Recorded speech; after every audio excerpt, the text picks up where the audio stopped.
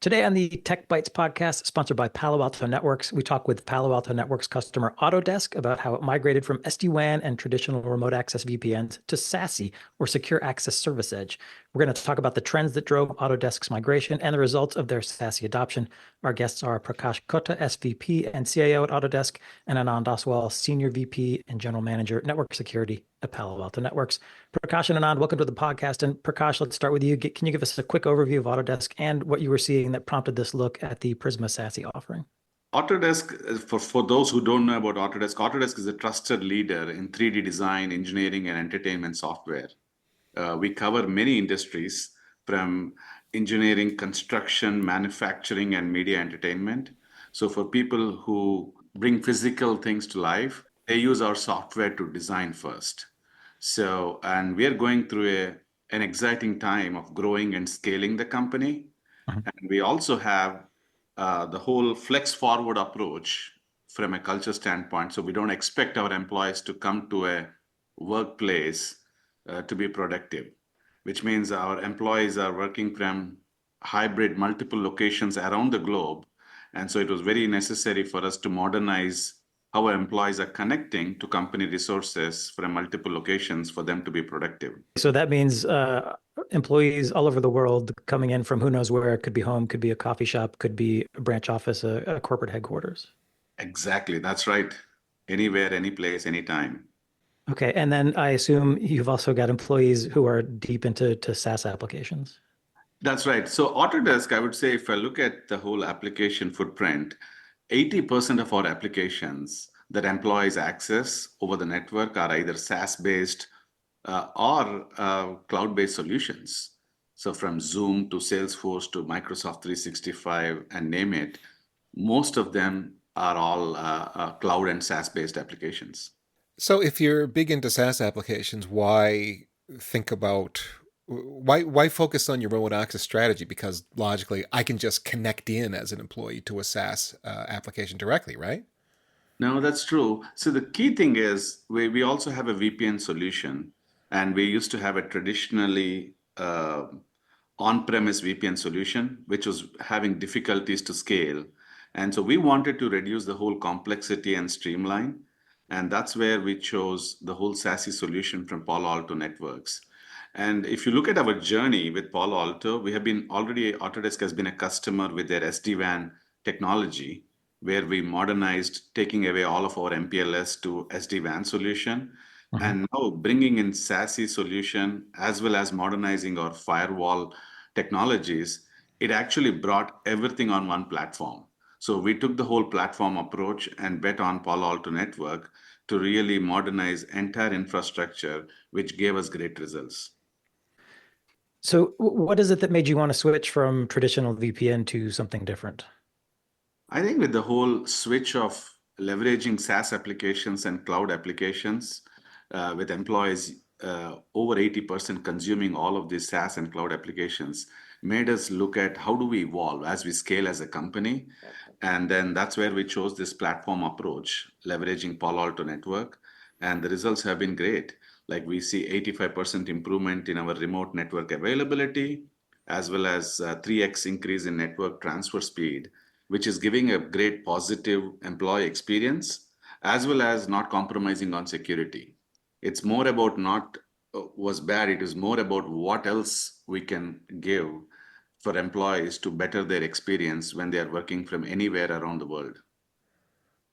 So did you move directly to SASE, or did you do like a pilot program first?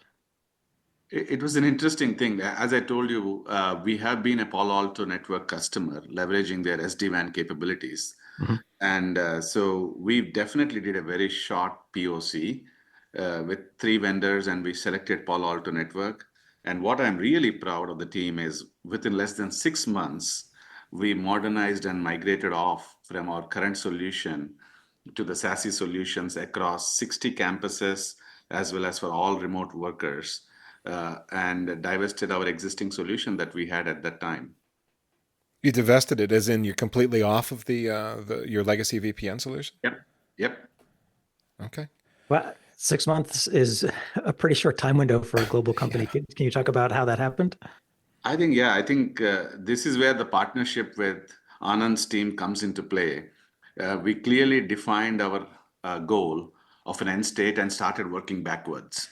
Like which all campuses we need to prioritize and how do we roll out to users geo-basis, persona basis, and we stick to the timeline. It was a change management effort, and kudos to the network team that stepped up to really complete this activity. And the reason for the timeline that we had was because of the renewal that was coming up with our existing vendors. So we didn't want to double pay for two vendors. So we had a target to close out to ensure we switch to this vendor. That kind of target usually helps. Yeah. So Anand, I wanted to bring you into the conversation, and just to round this out, SASE is essentially, cloud delivered security services. You can get multiple security services sort of in one service, but the security industry for a long time has offered things like UTM appliances or even SD-WAN gateways that do include multiple security capabilities, a firewall, malware filtering, and so on. So what's different about SASE? Yeah. Before we talk about SASE, I think, Drew, it's important to talk about, I think Prakash touched a little bit on this one. In many cases, customers have environments which are complex and fragmented from a network security perspective. What we did with Autodesk was help them simplify and unify network security, reduce their operational costs, ensure that we are able to provide their users with a better experience, and improve their security outcomes. Now, if you think of the journey in the last many, many years, the reason why it's gotten to the state is because the world of how we work has evolved.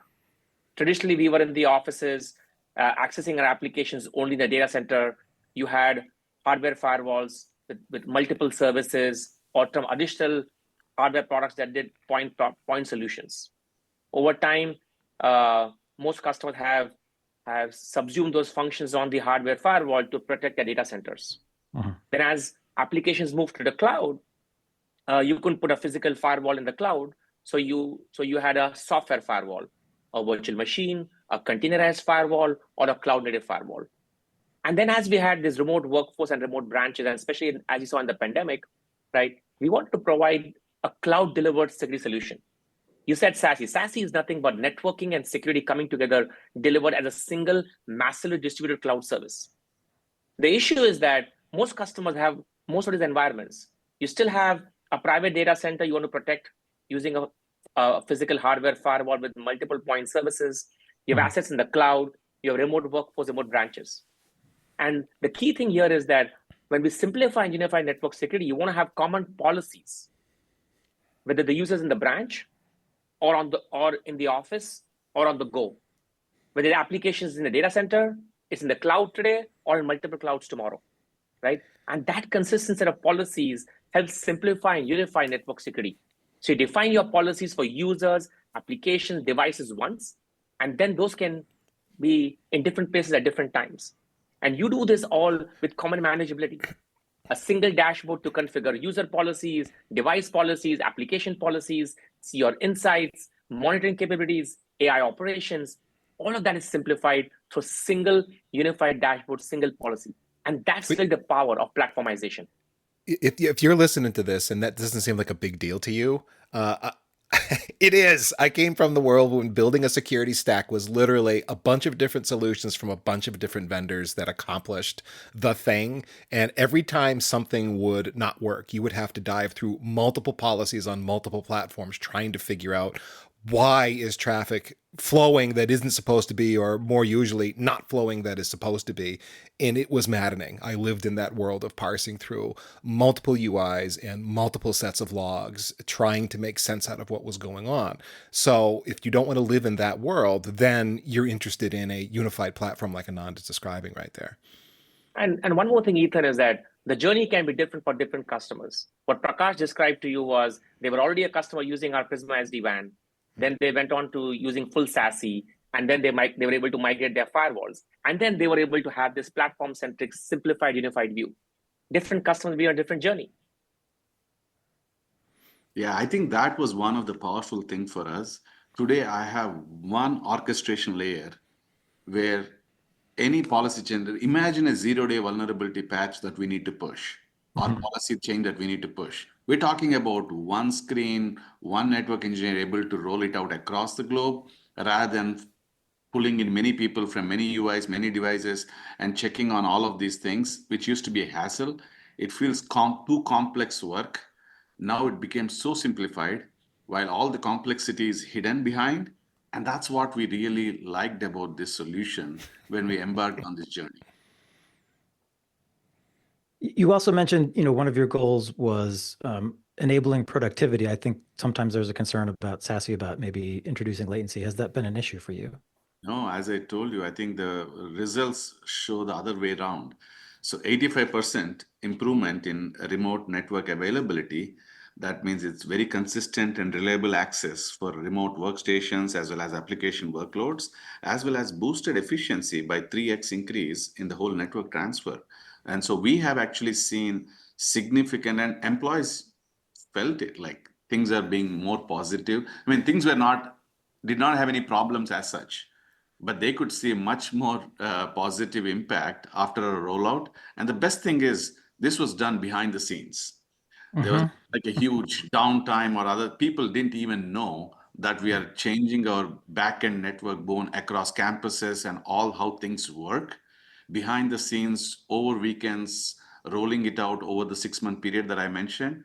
All was done behind the scenes without people not even realizing such a major shift has actually completed. So you're saying the end users essentially didn't notice you were essentially putting this whole new network access method at their fingertips. Yep. And that was the goal.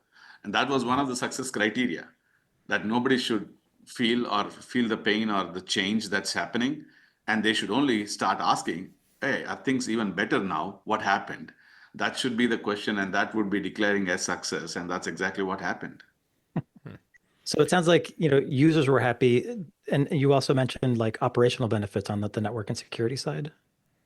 That's right.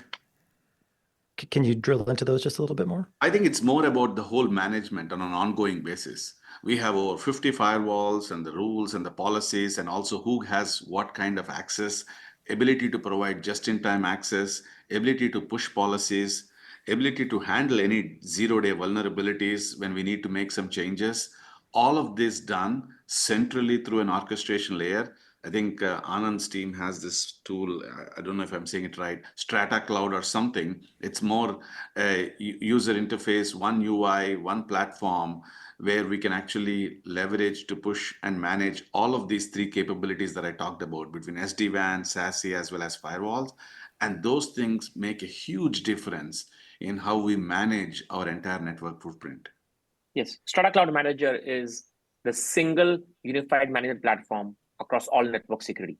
You can manage your firewalls, hardware, software, your Prisma SD-WAN, your Prisma Access, everything from day -1 to day end. So think of operational things, configuration, policy changes, health of users, of devices, insights, analytics, AI operations, stitching things together across the entire infrastructure that you have for the enterprise. Yeah. See, one thing, what I feel really good, again, being in the industry for over 2 decades, I think we have come a long way.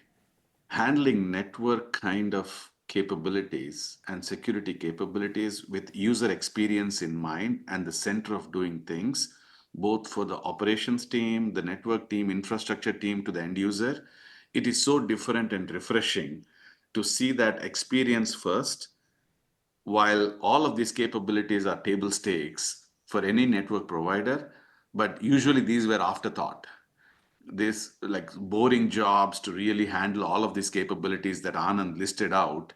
From there, putting the user at the center and the experience at the center for the end user, as well as the teams that are managing this, making it much more powerful when we hand it over to them, has been a refreshing change and shift. And that all comes with platform-based approach of how Anand highlighted. And that's one of the reasons why users or companies choose platform-based solutions rather than siloed different capabilities. So Prakash, we're about to wrap, but you mentioned platformization, and I think that's top of mind for a lot of folks. As for other IT leaders who are thinking about a platform approach, what would you advise?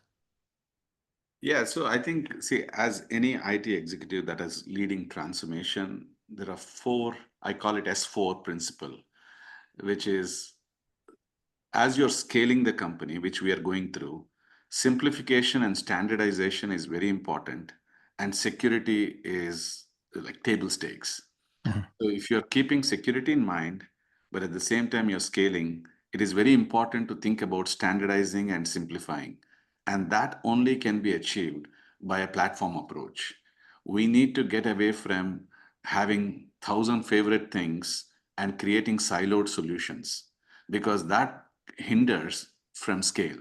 So as you're scaling, you really need to choose your partners where you can simplify and standardize across the board so that you can go fast, but without compromising security.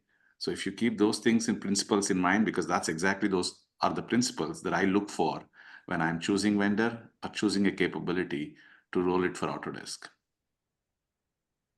Fantastic. Well, if you're interested in getting more information about Palo Alto Networks and Autodesk, they'll have a case study that you can read. We'll have a link to that in the show notes that accompany this podcast. Prakash and Anand, thank you for joining us. And thanks to Palo Alto Networks for being a sponsor. And if you, the listener, decide you want to check out SASE from Palo Alto Networks, let them know you heard about it from the Packet Pushers. And speaking of Packet Pushers, if you enjoyed this episode, you can find it and many more fine free technical podcasts and our community blog. It's all at packetpushers.net. You can follow us on LinkedIn, hear us on Spotify, and if you would, leave us a rating on Apple Podcasts. And last but not least, remember that too much networking would never be enough.